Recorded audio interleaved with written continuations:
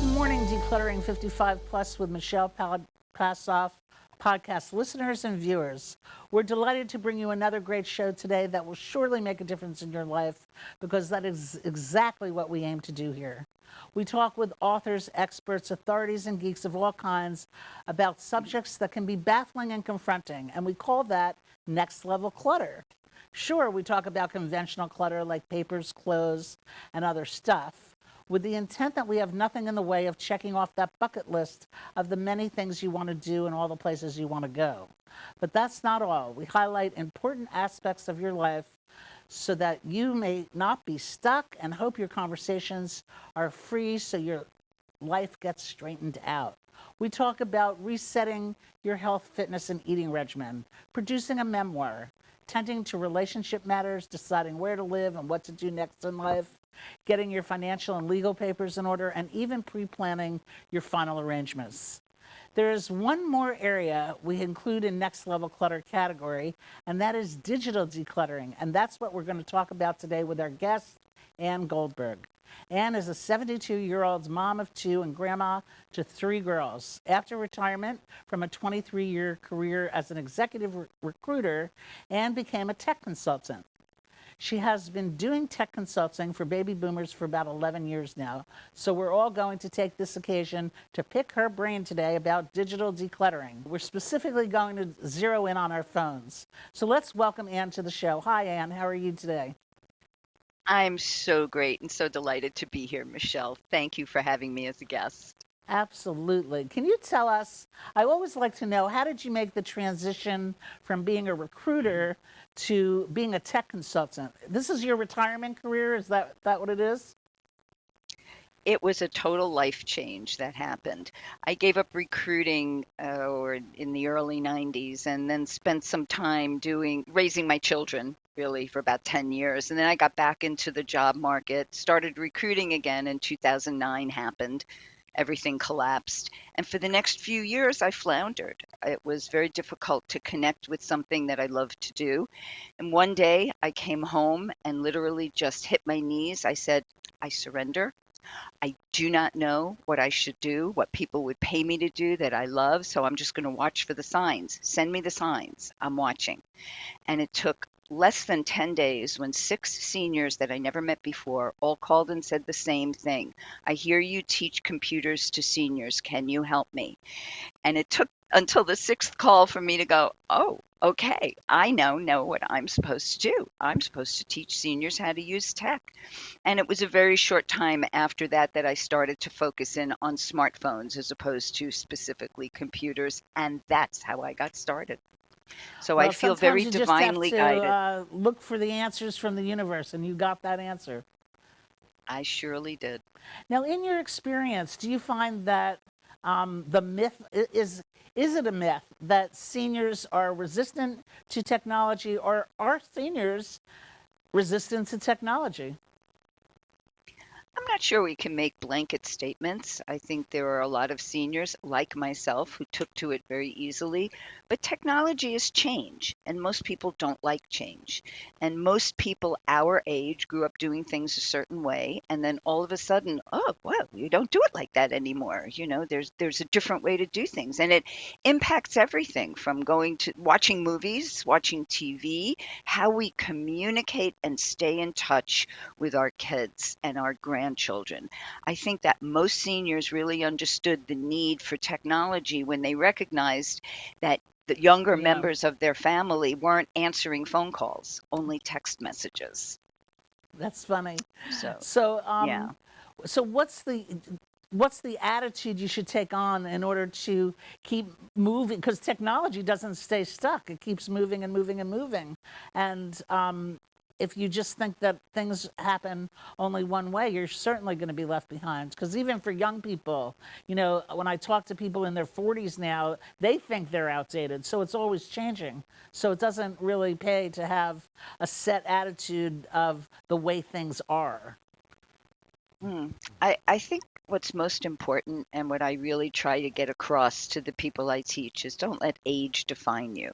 It doesn't Yeah. matter how old we are. It matters what our attitude is. If you have an attitude that you can, kind of like the little engine that could, I think I can, I think I can, then you can. And it also has to do with understanding how learning happens. Because for anybody, not just seniors, it's repetitions. You can't Nobody knew how to drive a car the second time they got behind the wheel, and you won't know how to use everything about your phone Mm. the second time you pick it up. It takes practice, it takes a commitment and a desire to learn, just like the same thing with a new language or an instrument. So it's getting changing one attitude for another is good advice for tackling any area of clutter. Now, what are the primary problems that people have with using your phone? Because a phone isn't a phone anymore. It's not just to talk. So it has many more purposes these days. What's new about the way in which you use your phone? There really isn't, in terms of actually using it, there's not that much that's new. Um, we talk, we make calls, we answer calls. Text messaging, while there are more bells and whistles, it fundamentally has not changed since the very first smartphone. Email fundamentally has not changed how we send and receive emails. And taking pictures, these are the things that most seniors do. Hmm. Surfing, going on the internet hasn't really changed except for the safety factor, except that we all have to be much more aware because the bad guys want our money and will stop at nothing to get it. That's the big thing that's changed, just the awareness of that. But the actual mechanics of working the phone, most of that hasn't changed in 15 years. Well, a lot of people do as much resistance as they might have to any other aspect of using the phone. They all seem to use and know about using the phone to take pictures. How do you Hmm. organize, sort, and make sense of and not lose your pictures if they're all on your phone? Okay, you won't lose your pictures. People who have Gmail addresses, their pictures are not only backed up. Let's say if they have an iPhone, the picture's not only backed up in the iCloud, but it's also backed up into Google Photos. Anybody who has an Android, their phone, their pictures are automatically backed up. So if you lose your phone, you don't lose your Mm, pictures. That's very different from years ago. And in terms of organizing them, once you take pictures, it's important to go back and look at them.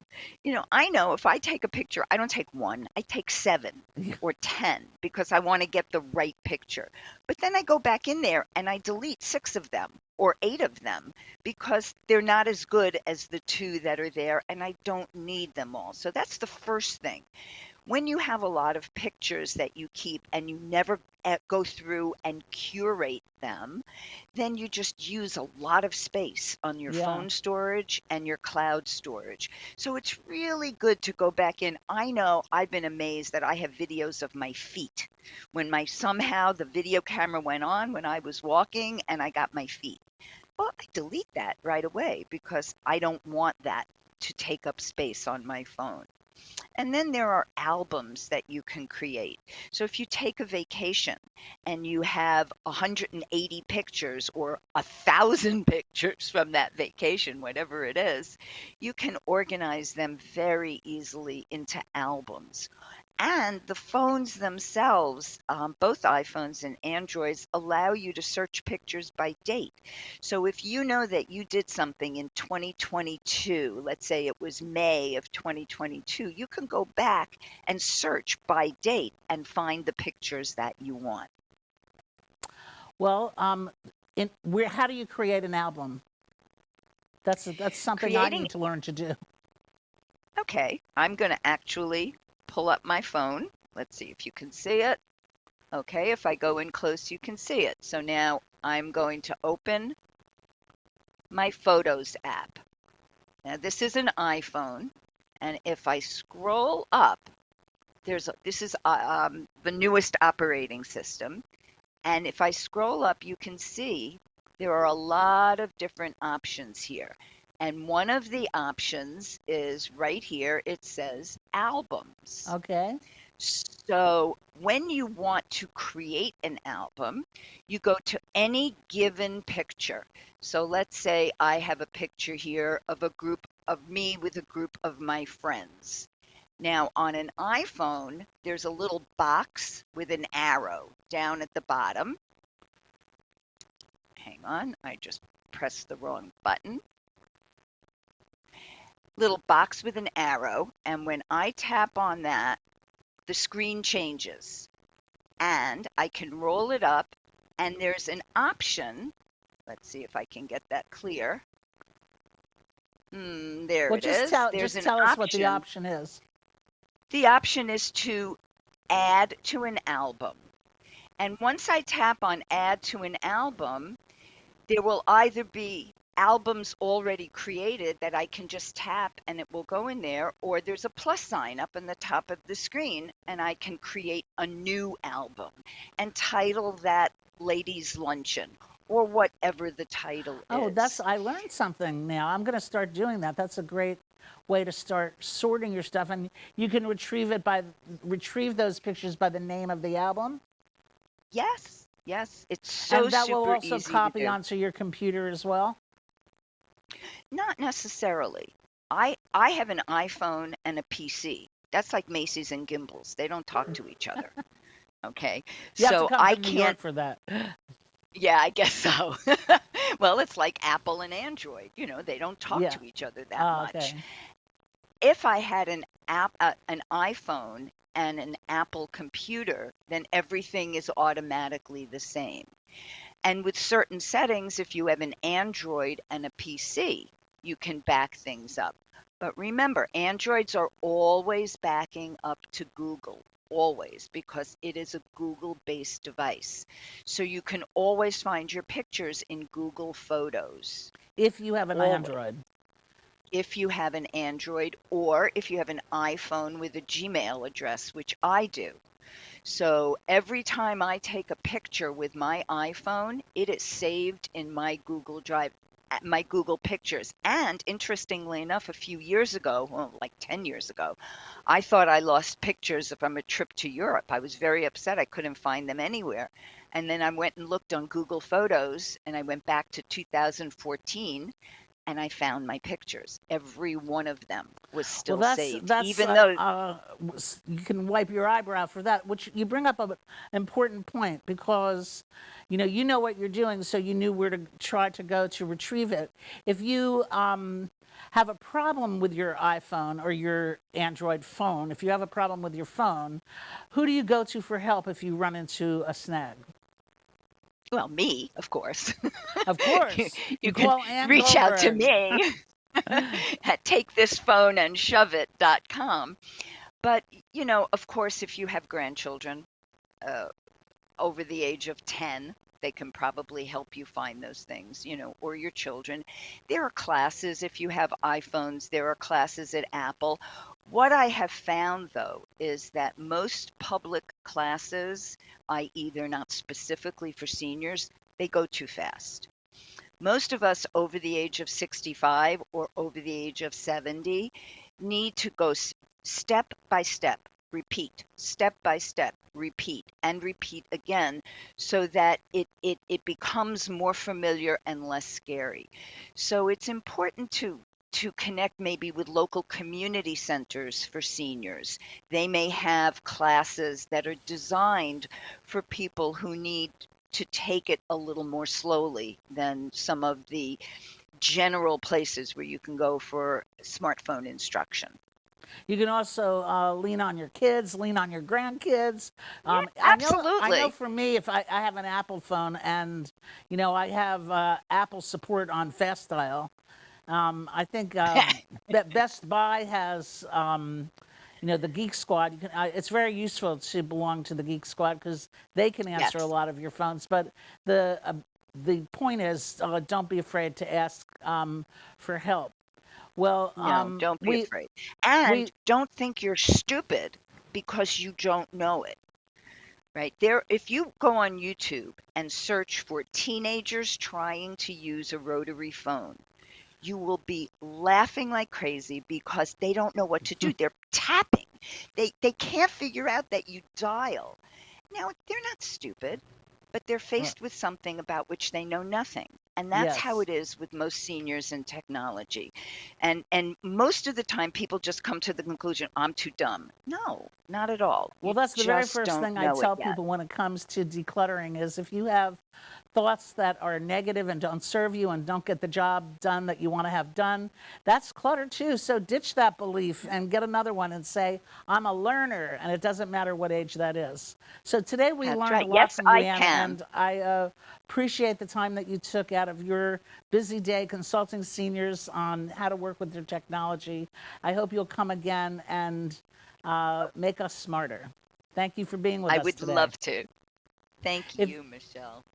if you want to connect with Anne, go to Anne at takethisphoneandshove.com. That's the name of her upcoming book, by the way, so be on the lookout.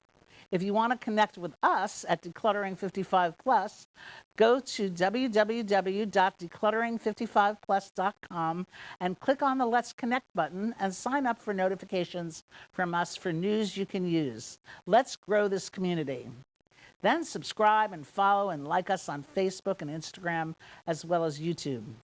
My book, Decluttering 55 Plus, Wisdoms to Create a Legacy, Not a Mess, has rolled off the presses, and it's an illustrated spiral book that stands on a desk or dresser. Turn it to any page, and it will prompt you to get your questions answered, get in action, and get things done on next level clutter. Buy one for yourself, your friends, your family.